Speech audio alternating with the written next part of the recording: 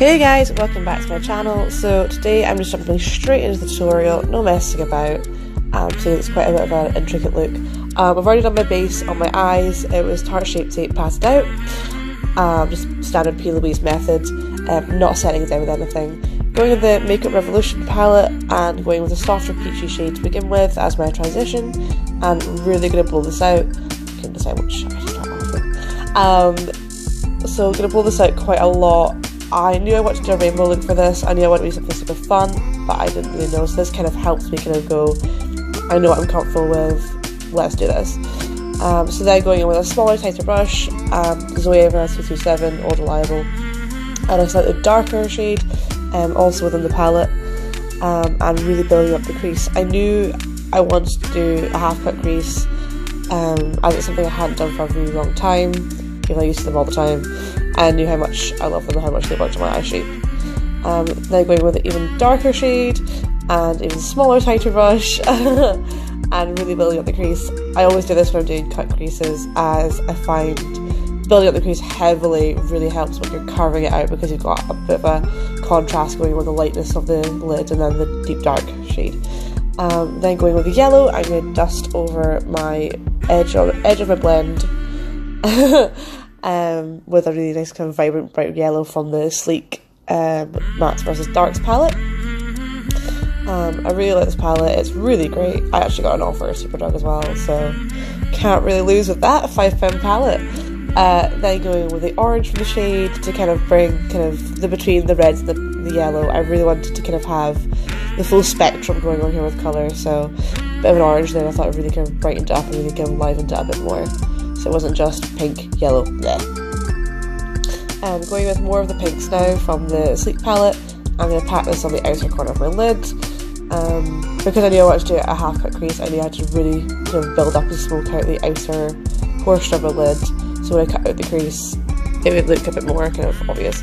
Nyx Waterproof, I really like this. I always mix it with a bit of concealer for cutting out a crease. It's really sticky, really tacky, so the concealer for the coverage, the waterproof is for more if you're doing a shimmer on top of it. It really bolds out. I use it instead of glitter glue.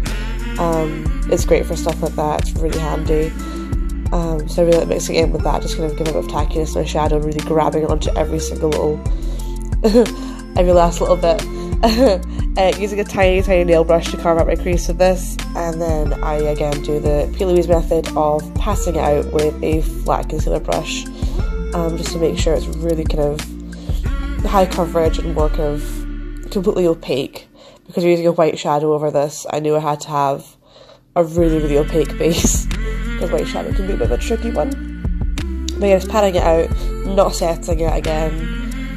The same brush and the white from the Sleek palette, and I just had to pat this all over my carved out crease. This isn't the best white in the world, but for a drugstore white, it's pretty good. I'm glad I used the NYX Waterproof base though, because it really grabs onto everything, and because you've not set your concealer down, there's nothing mixing in with the white.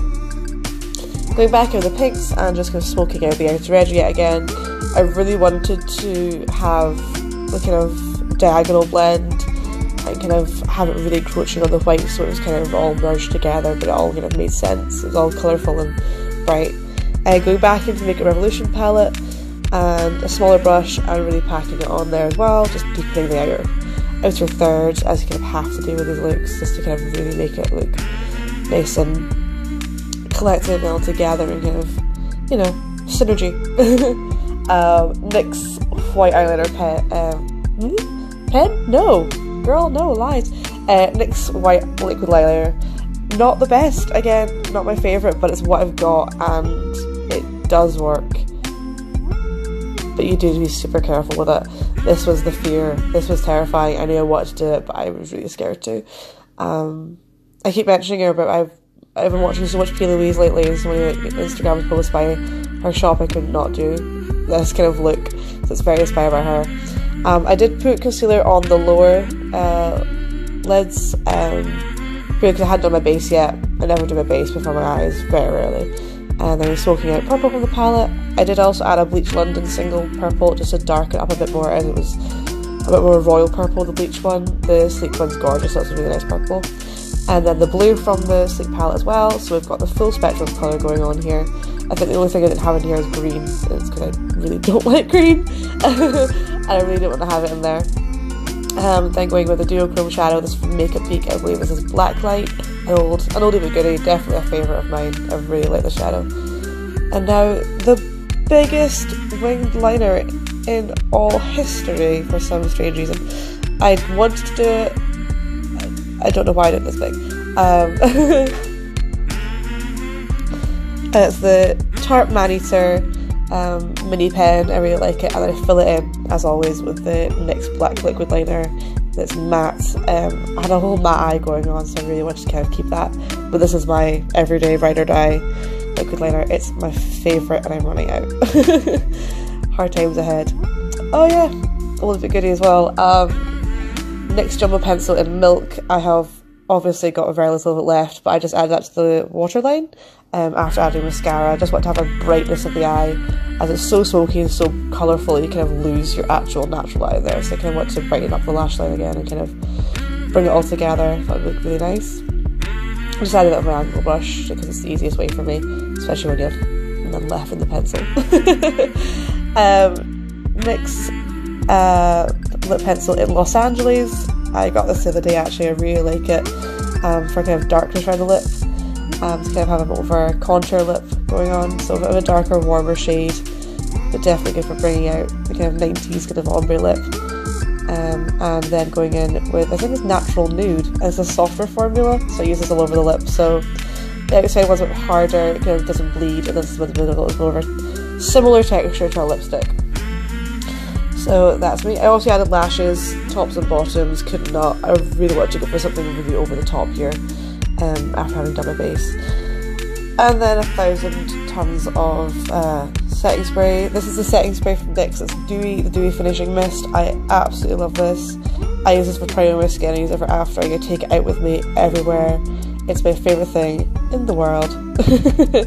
As you can see, I use lots and lots of it. But it really kind of adds and emphasises highlight. I always had a bit more highlight after I sprayed my skin with this, just to really kind of bring all the shine back in. Add a cute little bandana. I got this off Etsy. It's wired, so you don't have to tie it properly, just twist it round. And then I got kind of a floral reef thing from eBay, so I can kind of add more of my jazzy kind of Hawaiian vibes to this. This is all stuff I've had for my pinup days, so this is all old school for me. This is standard. But guys, this is a finished look. Thank you so much for watching. This is my entry to the NYX Face Wars, and I'm so grateful that I had the chance to enter. Thank you so much. Bye!